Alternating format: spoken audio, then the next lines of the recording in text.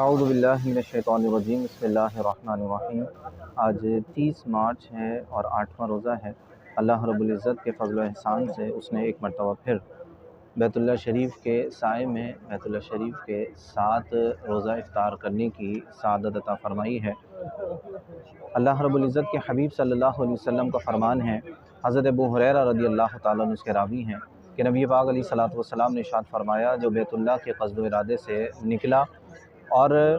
اگر وہ اونٹ پر سوار ہے تو اونٹ جو قدم اٹھاتا ہے، جو قدم رکھتا ہے، ہر ایک قدم کے بدلے میں اللہ تعالیٰ ایک نیکی لکھتا ہے